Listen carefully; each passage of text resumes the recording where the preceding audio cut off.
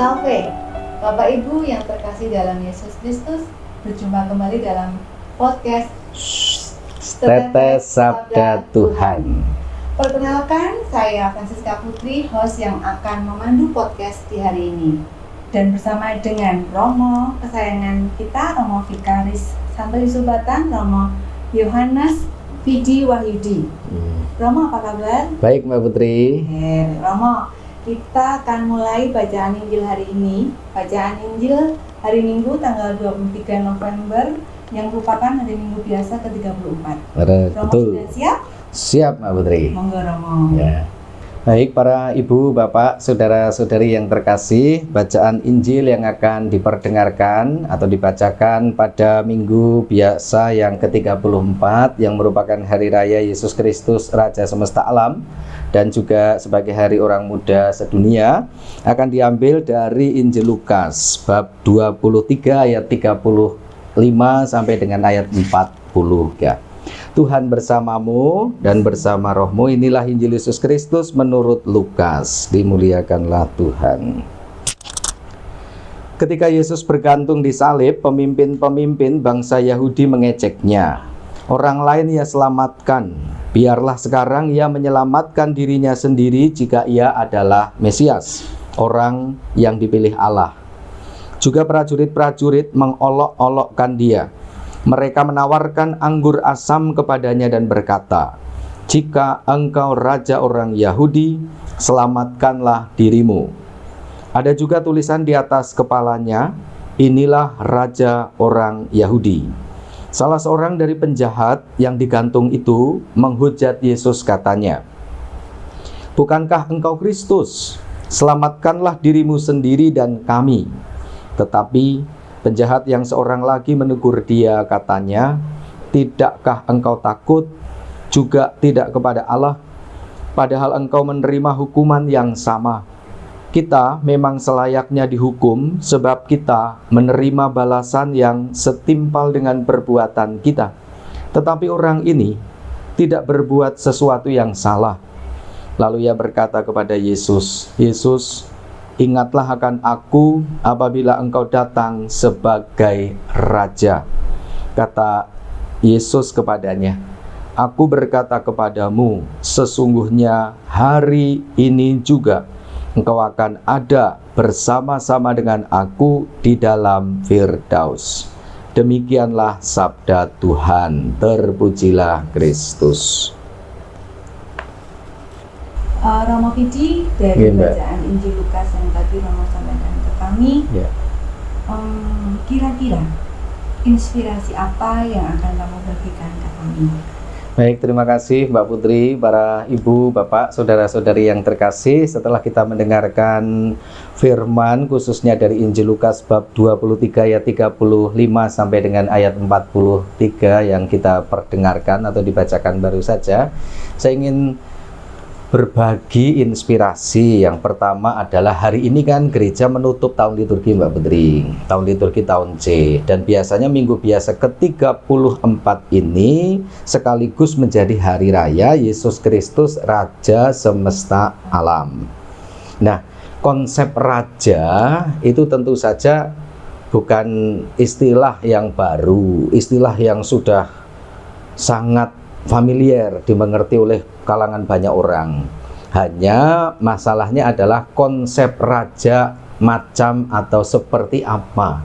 Kalau kita membayangkan raja itu kan pakai mahkota, lalu kemudian raja itu seorang pemimpin, raja itu yang berkuasa atau penguasa. Tetapi justru dalam bacaan Injil yang dibacakan, diperdengarkan, tidak sama sekali menggambarkan pakai mahkota, seorang pemimpin yang duduk di singgasana dengan kekuasaan atau sebagai orang yang berkuasa, sama sekali tidak ada.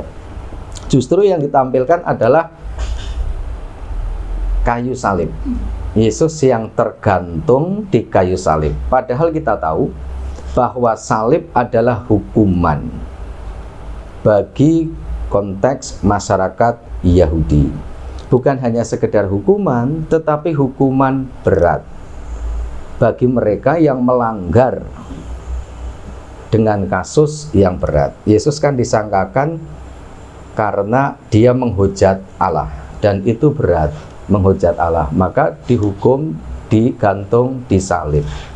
Maka bagi saya, mungkin bagi kita, menjadi pertanyaan dasar dan menarik untuk kita renungkan, konsep raja macam apa?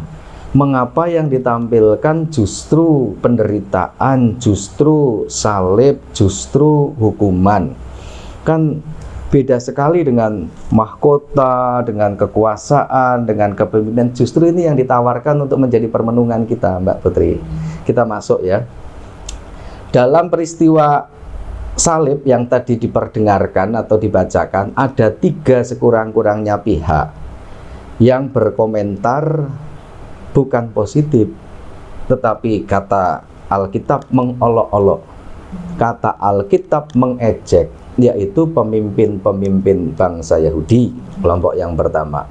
Yang kedua itu para serdadu, dan yang ketiga bahkan penjahat sendiri yang ada di samping Yesus juga turut menghujat. Ada 3 kelompok orang, para pemimpin, orang atau mereka para serdadu, dan yang ketiga penjahat. Mereka bukan memuji, tapi mereka mengolok-olok, mengejek, dan menghujat. Sementara itu, pertanyaan bagi kita yang saya ulang di depan tadi, kalau begitu konsep raja macam apa?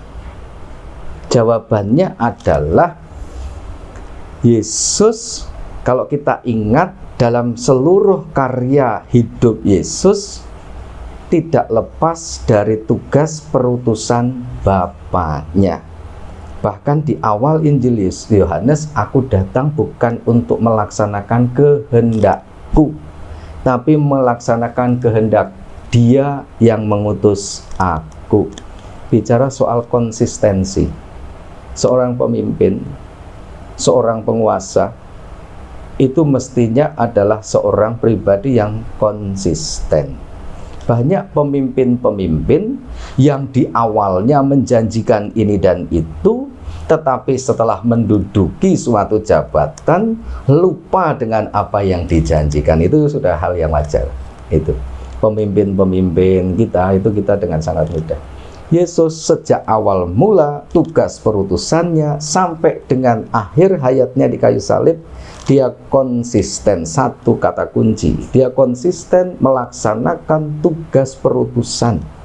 Bukankah menjadi pemimpin itu juga tugas perutusan? Kita diberi wewenang, kekuasaan itu juga perutusan untuk menjalankan itu. Dan Yesus menunjukkan itu bukan dengan kata-kata pewartaan, tapi diwujudkan dengan tindakan, dengan yang diperlihatkan kepada banyak orang, termasuk digantung di kayu salib. Kita ingat ketika di Taman Getsemani, ya Bapa, jikalau mungkin biarlah cawan ini berlalu, artinya tolong dihindarkan penderitaan ini, tetapi bukanlah kehendakku, sekali lagi, melainkan kehendak-Mu lah yang terjadi. Ini pribadi yang sungguh konsisten sejak awal sampai dengan akhir peristiwa di salib yang diperdengarkan atau yang tadi kita bacakan. Satu, soal konsistensi. Yang kedua, tidak jauh dari konsistensi, Yesus sadar akan tugas perutusannya, yaitu untuk menyelamatkan bukan dirinya sendiri, tapi menyelamatkan orang lain. Itu juga perlu konsistensi. Ketika para pejabat, ketika para pemimpin, ketika para penguasa setelah menjabat, setelah menjadi pemimpin, apa yang dipikirkan? Apakah kesejahteraan dirinya sendiri, keselamatan dirinya sendiri, atau orang yang dipimpinnya, yang dipercayakan Bapa Allah kepada kita, kepada pemimpin itu? Maka berkaitan dengan konsistensi adalah misi perutusan. Yesus konsisten bahwa dia ingin membawa serta pribadi orang lain untuk diselamatkan. maka bukan pertama-tama dirinya sendiri yang diselamatkan. Secara konkret di kayu salib, Mbak Putri. Bahkan sampai orang yang dicap penjahat sekalipun di mata Allah, kalau bertobat, ya Yesus mengatakan, hari ini juga engkau bersama-sama aku di dalam Firdaus. Artinya tetap dicintai, tetap diterima, tetap diselamatkan. Maka menurut saya ini seorang pemimpin yang sangat-sangat ideal, pemimpin sejati, penguasa bukan hanya di dunia tetapi menjanjikan kehidupan kekal Firdaus. Ini raja semesta alam, raja segala raja. Maka mahkota duri, mahkota yang dikenakan Yesus adalah mahkota konsistensi, mahkota bagaimana dia menyelamatkan orang lain, termasuk juga mereka yang menderita, mereka yang merasa dibuang. Bagi kaum-kaum ini, mereka merasa Yesus ada di pihak mereka. Lihat sejarah hidup Yesus.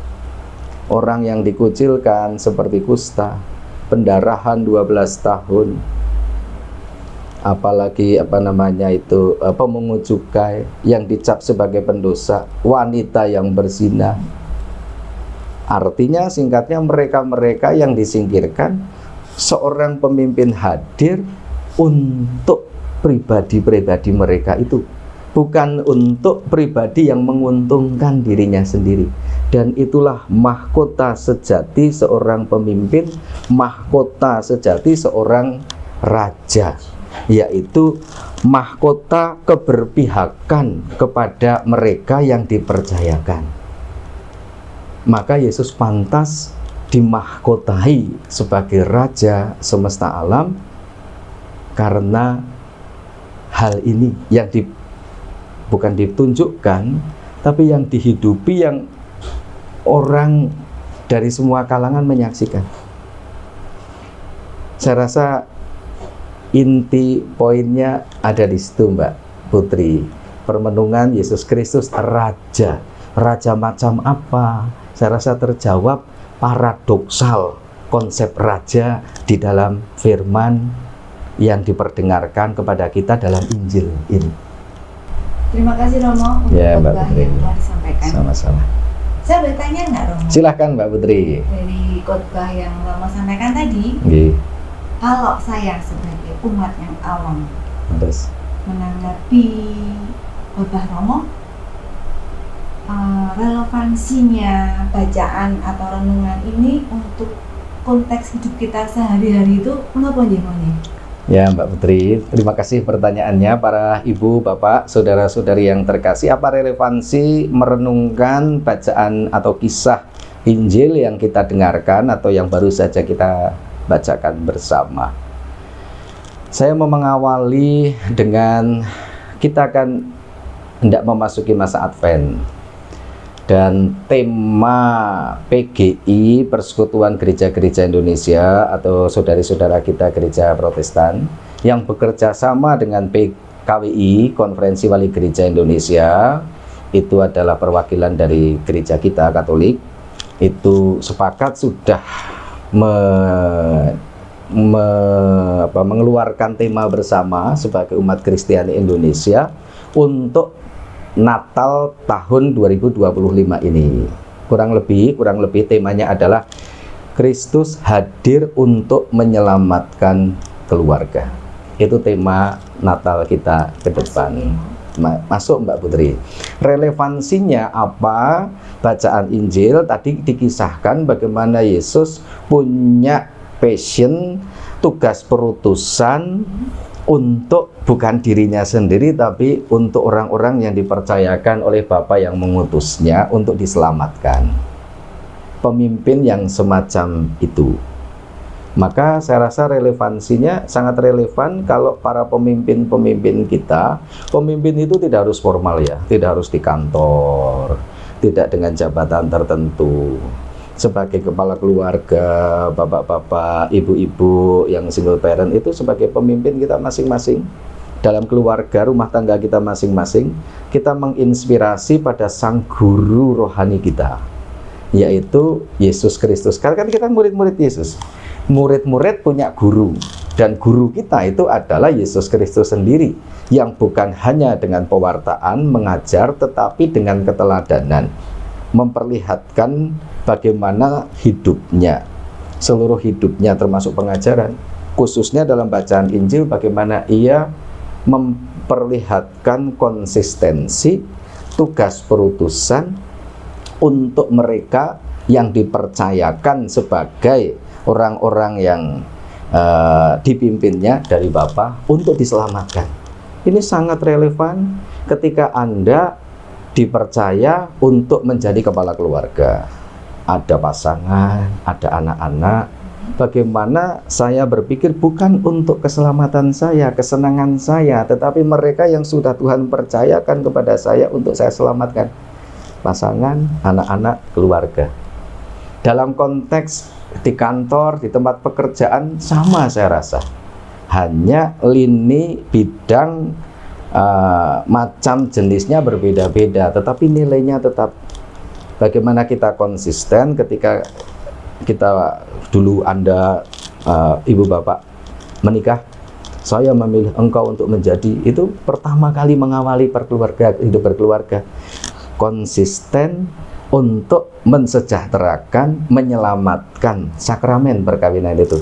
Allah hadir dalam diri saya dipakai untuk menjadi sakramen, sarana menyelamatkan pasangan, menyelamatkan anak, menyelamatkan keluarga saya, menyelamatkan orang-orang yang dipercayakan Tuhan pada saya.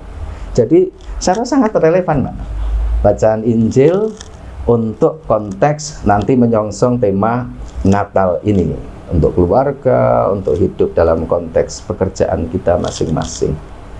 Mencontoh bagaimana Yesus, dia tidak mau tergoda. Sebenarnya kalau mari kita berpikir, pernah nonton salah satu film Yesus, yang Yesus ketika dipaku, lalu kemudian ia mengambil pakunya, lalu kemudian dia mau menyelamatkan dirinya sendiri. Yesus digoda, tetapi Yesus berpikir, ini dalam imajinasi, bagaimana dengan mereka yang membutuhkan, orang yang berdosa, yang bertobat. Yesus, ingatlah akanku. Toh Yesus juga sudah punya banyak pemimpin, murid-murid, 12 rasul setidaknya. Yesus tidak akan meninggalkan mereka-mereka yang membutuhkan keselamatan, lalu dia menyelamatkan dirinya sendiri. Sampai dengan tuntas akhir perutusan, dia tetap konsisten. Dia sadar akan tugas perutusannya. Dia hadir untuk orang lain. Maka istri, suami, saya hadir sebagai istri, saya hadir sebagai suami, saya hadir untuk menyelamatkan pasangan, anak-anak, keluarga, atau orang-orang yang dipercayakan kepada kita. Saya rasa itu, Mbak Putri. Berarti Romo, untuk inti permenungan Injil hari ini adalah menjadi seorang pemimpin harusnya rela berkorban dan konsisten, tidak memikirkan keselamatan diri sendiri, bahkan sampai mengorbankan keselamatan orang lain untuk dirinya. Ya, tetapi sebaliknya berani mengorbankan kepentingan dan keselamatan dirinya untuk orang yang dipercayakan untuk dipimpin, bisa untuk orang tua, suami dan istri. Ya, relevan. Dan itu mahkotanya. Ya. Makasih, Mbak. Ya. Bapak, Ibu, dan Saudara yang terkasih dalam Kristus, semoga renungan minggu ini semakin meneguhkan langkah kita untuk semakin setia kepada Yesus Kristus dan menjadi inspirasi bagi kita semua. Bapak, Ibu, dan Saudara sekalian bisa sharing pengalaman dengan menulis komentar di kolom di bawah ini, atau sharing pengalaman ini. Ya. Jangan lupa untuk like, subscribe, dan share channel Kata Sabda Tuhan. Saya Francisca Putri dan juga Romo Vidi pamit undur diri. Sampai jumpa minggu depan. Bye. Bye.